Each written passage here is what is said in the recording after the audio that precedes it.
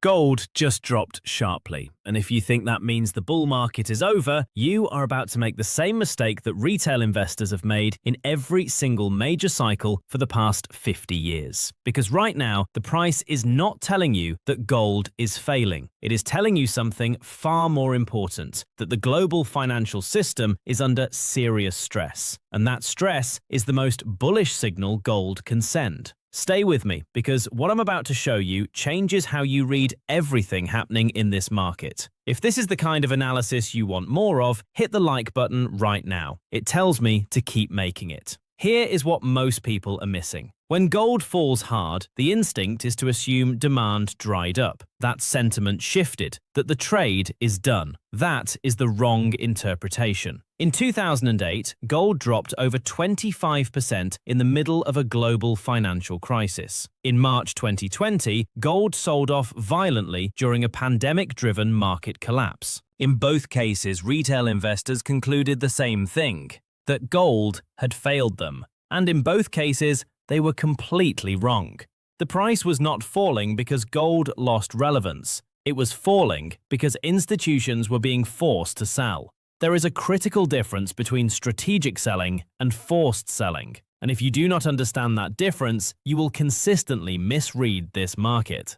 Let me explain the mechanism, because once you see it, you cannot unsee it. When financial stress escalates globally, dollar demand spikes. That is not an opinion. That is the structure of the global financial system. Roughly 88% of all international currency transactions still involve the US dollar. Energy is priced in dollars. Sovereign debt is serviced in dollars. When a country's currency starts collapsing under the weight of inflation or a widening fiscal deficit, that country needs dollars immediately. Not next month, now. So what do they sell? They sell what is liquid. They sell what is widely accepted without counterparty negotiation.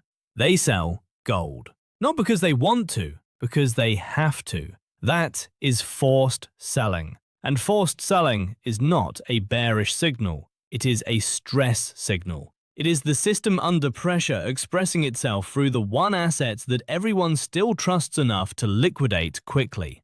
Drop a comment below and tell me, did you understand this distinction before today? I want to know how many of you are actually tracking the real mechanics behind this market. Now here is where this gets serious, because what we are watching right now is not isolated stress. This is synchronized pressure across multiple regions simultaneously. Global debt levels are not stabilizing. They are expanding at a pace not seen outside of wartime. Fiscal deficits in developed economies are not narrowing. They are widening even as interest costs rise.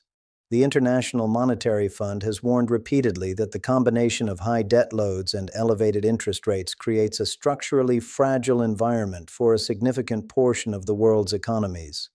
That fragility does not stay theoretical forever. It expresses itself through currency crises, through sovereign funding pressure, through exactly the kind of forced liquidation we are seeing in gold right now. Countries like Turkey and Egypt have already lived this cycle. Pakistan experienced it acutely. Argentina has been living it for years. These are not edge cases. They are the preview of a dynamic that spreads when dollar conditions tighten. And right now, dollar conditions are tight. When emerging market central banks are simultaneously under pressure and global energy costs remain elevated, the sequence that follows is predictable. Currencies weaken, import costs rise, inflation accelerates, governments lose fiscal room, and then comes the brutal set of choices: let the currency collapse, burn foreign reserves, or mobilize gold. That sequence never ends quietly, and it is running right now across more countries at the same time than most investors realize. If someone you know is still reading this market as a simple correction, share this video with them. What I am about to show you next is the part that changes the entire calculus. Here is the insight that most financial media will never explain to you, and it is the most important thing to understand about where we are in this cycle. The selling pressure in gold right now is finite. The entities doing the selling have limits. Sovereign reserves are not infinite. Central bank gold holdings are not infinite.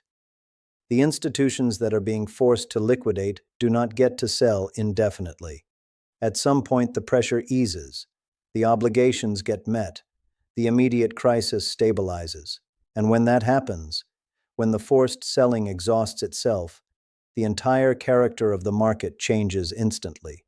Because the forced sellers are done. They cannot sell what they no longer hold. But the structural buyers are not done. The central banks that spent the last decade aggressively building gold reserves, the People's Bank of China, the National Bank of Poland, the Reserve Bank of India, the Central Bank of Turkey, those institutions were not building reserves for a decade just to abandon the strategy over a temporary liquidity event. They were building reserves because they understand something that retail investors are only beginning to grasp. That in a world where assets can be frozen, where sanctions can be weaponized, where the credibility of the reserve currency is being questioned at the highest levels of global diplomacy, gold is the one asset that carries no counterparty risk.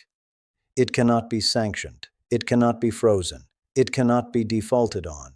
And once the forced selling phase ends, those same structural buyers return. They return at lower prices than where they were accumulating before. And they return with the same conviction, now reinforced by exactly the kind of stress event that proves why they were right to hold in the first place. Here is what that means for the timeline. When forced selling ends, and it always does end, the market does not recover gradually. It does not drift slowly upward. It transitions. The marginal buyer shifts from forced to strategic. Liquidity-driven pricing gives way to thesis-driven pricing, and when that shift happens, it moves fast. History is consistent on this. After the 2008 forced liquidation phase, gold ran from roughly $720 to over $1,900 within 3 years.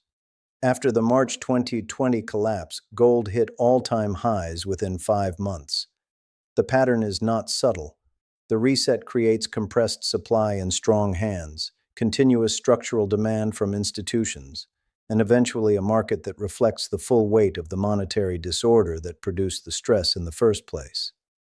The system is carrying more debt than it has ever carried.